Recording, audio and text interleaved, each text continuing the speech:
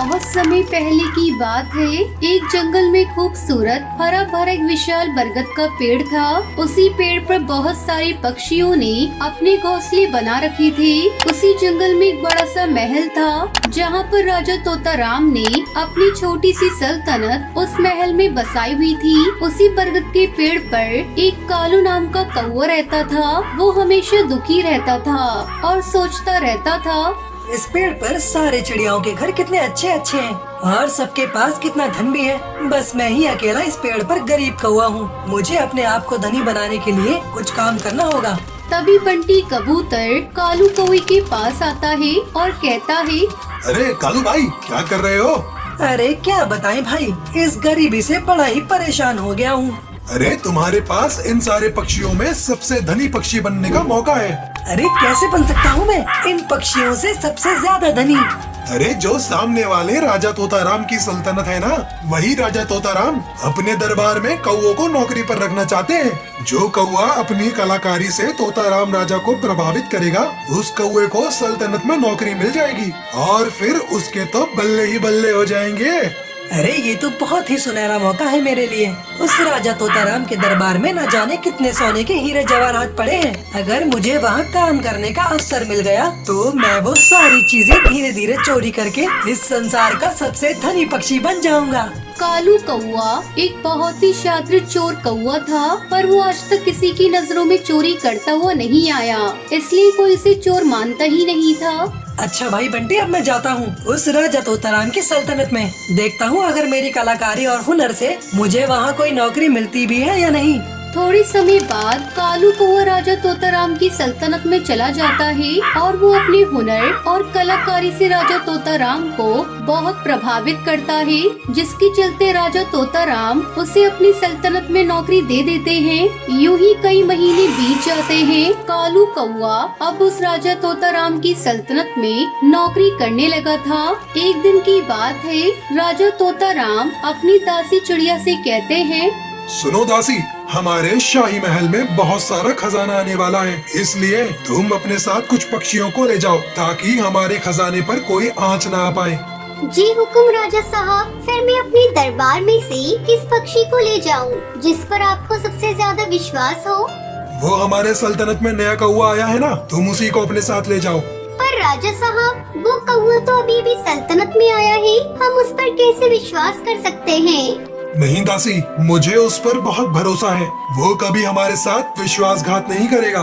दासी चिड़िया अपने साथ कालू कौवे को ले जाती है और फिर दोनों खजाने के पास जाते हैं। खजाने को देखते ही कालू कौवा कहता है, इतना सारा खजाना? हाँ कालू कौवे, ये सारा का सारा खजाना राजा तोताराम का है। हमें बड़े एहतियात के साथ इस खजाने को राजा साहब के दरबार में ले जाना होगा। अगर ये खजाना चोरी हुआ तो राजा तोताराम हमें नहीं छोड़ेंगे। अरे ये खजाना तो बहुत सारा है और ये खजाना मुझे मिल गया तो मेरा तो जीवन ही सुधर जाएगा। उसके बाद दोनों खजाना एक मालगाड़ी में लादकर चलने लगते हैं। थोड़ी देर चलने के बाद कालू कौवा टुनटुनी चिड़िया से कहता है, अरे दासी, काफी समय से हम चले जा रहे हैं, क्यों न हम किसी स्थान पर बैठकर विश्राम करें? नहीं कालू, हम ऐसे बैठ नहीं सकते। हमारे पास इतना सारा खजाना है, अगर किसी ने चोरी कर लिया तो हम क्या करेंगे?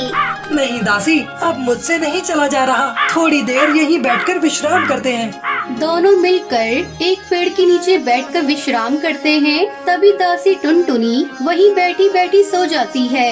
अरे दासी तो सो गई है, यही वो सुनहरा मौका है इस खजाने को अपने कब्जे में लेने का। कालू कौवा दासी को उसी पेड़ से बांध देता है और सारा खजाना लेकर वहाँ से चला जाता है। इतना सारा खजाना मैं रखूंगा कहाँ? राजा तोताराम तो मुझे तुरंत पकड़ लेगा। उसका कहर तो इस पूरे जंगल में बना हुआ है। तभी वो एक उपाय निकालता है। वो सारा खजाना एक पेड़ के नीचे जमीन के अंदर दफना देता है और लौटकर राजा तोताराम की सल्तनत में आ जाता है। अरे क्या हुआ कालू, दासी कहाँ है और सारा खजाना कहाँ है? मुझे क्षमा करना राजा साहब, मैं आपके खजाने को नहीं बचा पाया। वो दासी अपने साथ कुछ और पक्षियों को लेकर आई थी और सभी ने मिलकर मुझे मारा और वो सारा खजाना भी चुरा कर ले गए। उस दासी पक्षी ने हमारे साथ विश्वासघात किया है, हम उसे नहीं छोड़ेंगे, उसे काले पानी की सजा देंगे। राजा तोताराम अपने कुछ पक्षी सिपाहियों को दासी को ढूंढने के लिए जंगल में भेजते हैं। सारे पक्षी दासी को तलाश करने निकल जाते हैं। कई देर इधर उधर घूमने के बाद उन्हें दासी का कुछ पता नहीं चलता। पक्षी वापस राजा के पास आते हैं और राजा से कहते हैं, राजा तोताराम साहब, उस दासी का कुछ पता नहीं चला। हमने सारा जंगल छान मारा, लगता है वो यहाँ से कहीं दूर चली गई। उसका पता चलेगा भी नहीं। मैंने उसे ऐसी जगह कैद किया है, उसे कोई पक्षी भी नहीं ढूंढ पाएगा। पर अब मेरा यहाँ रहना खतरे से खाली नहीं है। अगर वो दासी किसी तरह आ गई तो मुझे तो मौत के घाट उतार दिया जाएगा। इससे पहले मुझे तुरंत यहाँ से जाना पड़ेगा। यूं ही कई दिन बीत जाते हैं। एक दिन वो कालू कौआ राजा तोताराम के दरबार में हाजिर होता है। राजा साहब, मुझे कुछ दिनों के लिए छुट्टी चाहिए। मेरी तबीयत बहुत खराब है। मैं कुछ दिनों के लिए घर में रहकर विश्राम करना चाहता हूँ। ठीक है कालू, जाओ। अरे वाह, मैंने तो इस राजा को अच्छा बेवकूफ बनाया। अब तो मैं सारा खजाना लेकर यहाँ से कहीं दूर चला जाऊंगा। वो हंसते हंसते वहाँ से चला जाता है। वहीं दूसरी तरफ राजा तोताराम अपने सेनापति चील से कहता है, सुनो सेनापति, हमें इस कालू का पीछा करना होगा। मुझे इस कौवे का चाल चलन कुछ ठीक नहीं लग रहा।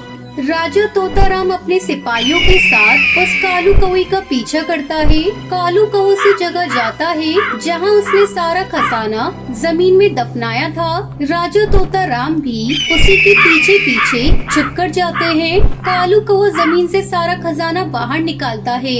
तभी राजा तोताराम अपने साथियों के साथ उसे रंगे हाथों पकड़ लेते हैं।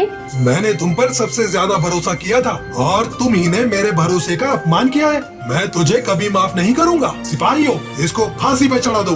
राजा तोताराम उसे फांसी की सजा दे देते हैं। राजा साहब, मुझे क्षमा कर दीजिए। मैंने बहुत बड़ा पाप किया है। मैं दोबारा ऐसी गलती नहीं करूंगा। राजा साहब, पैसों के लालच में मैं आ गया था और अपने आप को सबसे ज्यादा धनी बनाने के लिए मैंने पाप किया है। मुझे क्षमा कर दीजिए राजा साहब। कालू रोते रोते मिन्नतें करने लगता है। तूने जो पाप किया है उसकी सजा तुम्हें जरूर मिलेगी, ताकि दोबारा हमारे दरबार में कोई ऐसी गलती न करे और कोई गलती करने से पहले 100 बार सोचे। इस तरह कालू कौवे को फांसी की सजा हो गई और राजा तोताराम को अपना खजाना वापस मिल गया।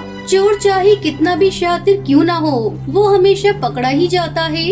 इस कहानी से हमें शिक्षा मिलती है कि चोरी करना सबसे बड़ा पाप है और जितना हमारे पास है उसी में खुश रहना चाहिए।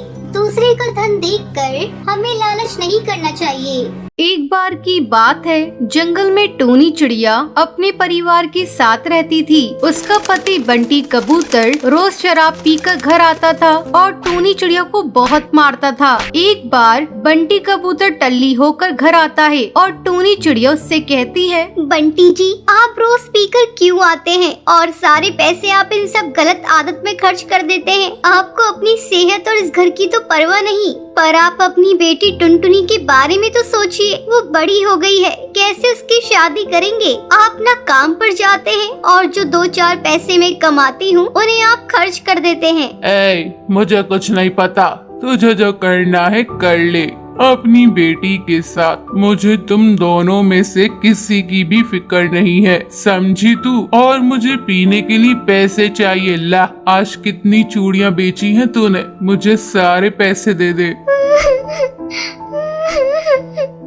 नहीं, मैं आपको आज एक भी पैसा नहीं दूंगी। मैं ये पैसे अपनी बच्ची की भविष्य के लिए इकट्ठा कर रही हूँ, ना कि आपके जुए के लिए। इतना सुनकर बंटी कबूतर टूनी चिड़िया को मारता है और उससे सारे पैसे छीन कर ले जाता है। बेचारी टूनी चिड़िया अपनी बेटी को गले लगाकर रोने लगती है। ऐसे ही काफी दिन गुजर जाते हैं। अब टूनी चिड़िया बीमार रहने लगती है। एक दिन टूनी चिड़िया अपनी बेटी टुनटुनी से कहती है, बेटा, अब मेरी तबीयत भी ठीक नहीं रहती है। मुझे तेरी शादी की फिक्र सताई जा रही है। मेरे बाद तेरा क्या होगा? कौन तुझसे शादी करेगा? टूनी चिड़िया ये बातें कर रही होती है, तभी बबली कबूतरी वहाँ पर आ जाती है। नमस्ते टूनी बहन, कैसी हैं आप? ये आपकी बेटी टुनटुनी है ना? मैं अपने बेटे मोंटू कबूतर का रिश्ता लेकर आई हूँ। मुझे टुनटुनी जैसी खूबसूरत, सुशील और कामकाजी चिड़िया की जरूरत थी। ये सुनकर टूनी चिड़िया बहुत खुश हो जाती है और बबली कबूतरी को रिश्ते के लिए हाँ कर कर देती है। अब टुनटुनी की शादी के दिन करीब आ जाते हैं। तभी टूनी चिड़िया बेहोश हो जाती है। उसकी बेटी टुनटुनी उसे डॉक्टर के पास लेकर जाती है। डॉक्टर टूनी चिड़िया को चेक करने के बाद टुनटुनी को बताते हैं, आई एम सॉरी टुनटुनी, हम आपकी माँ को नहीं बचा पाए। हार्ट अटैक की वजह से उनकी मौत हो गई। ये सुनकर टुनटुनी रोने लगती है।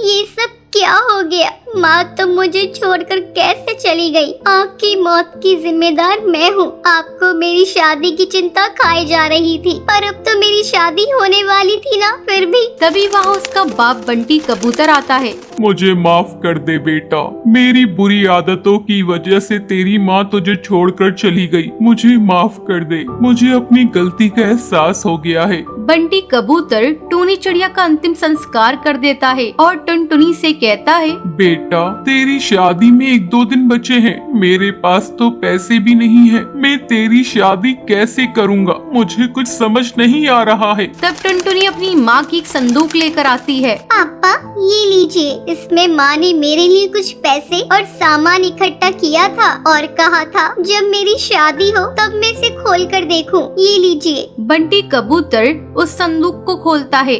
वो देखता है उसमें पैसे और एक लेटर पड़ा है। टुनटुनी बेटा, ये पैसे मैंने तेरी शादी के लिए इकट्ठे किए हैं। अगर मुझे कुछ हो जाए तो इन पैसों से तू अपनी शादी कर लियो। तेरे पापा का तो पता नहीं वो तेरा साथ देंगे भी या नहीं। ये खत पढ़कर दोनों रोने लगते हैं। टूनी, तुमने जाते जाते भी अपनी माँ होने का फर्ज निभाया है। तुम्हारा ये बलिदान तुम्हारी बेटियों में कभी नहीं भूलेंगे। अब बंटी कबूतर उन पैसों से टुनटुनी की शादी करा देता है।